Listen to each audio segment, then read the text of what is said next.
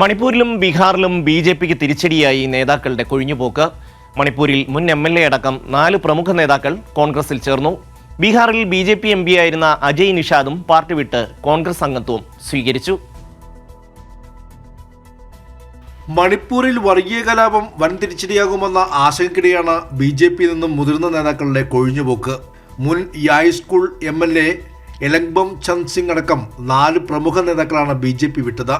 സംസ്ഥാന നേതാക്കളായ സഗോൾസെം അജോബ് സിംഗ്, അഡ്വക്കേറ്റ് ഓയ്നാം ഹേമന്ത സിംഗ്, തൗഡം ദേവദത്ത സിംഗ് എന്നിവരാണ് പാർട്ടി വിട്ടത്.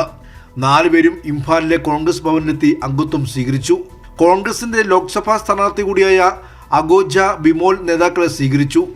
മണിപ്പൂരിന്റെ സ്വത്വം തകർച്ചയുടെ വക്കിലാണെന്നും സംരക്ഷിക്കപ്പെടണമെന്നും ബി.ജെ.പി നിലപാടിൽ പ്രതിഷേധിച്ചാണ് പാർട്ടി വിട്ടതെന്നും നേതാക്കൾ പറഞ്ഞു. ലോക്സഭാ തെരഞ്ഞെടുപ്പിന് തൊട്ടുമുൻപ് പ്രമുഖ നേതാക്കളുടെ ചുവടുമാറ്റം ബി.ജെ.പിക്ക് മണിപ്പൂരിൽ വലിയ തിരിച്ചടിയാണ്. 1 വർഷമായി തുടരുന്ന കലാപം പ്രചരണായുധമാക്കിയാണ് കോൺഗ്രസ് തെരഞ്ഞെടുപ്പിനെ നേരിടുന്നത്. അതിനിടെ ബീഹാറിലും ബി.ജെ.പിക്ക് വലിയ തിരിച്ചടിയായി മുസാഫർപൂർ എം.പി അജയ് നിഷാദ് പാർട്ടി വിട്ടു. തന്റെ എക്സ് അക്കൗണ്ടിൽ നിന്നും മോദിക്ക പരിവാർ എന്ന ഹാഷ്ടാഗും നീക്കം ചെയ്തു. ദില്ലിയിലെ AICC ആസ്ഥാനത്തെത്തിയാണ് അജയ് നിഷാദ് കോൺഗ്രസ് അംഗത്വം സ്വീകരിച്ചത്. കൈരളി ന്യൂസ്, ദില്ലി.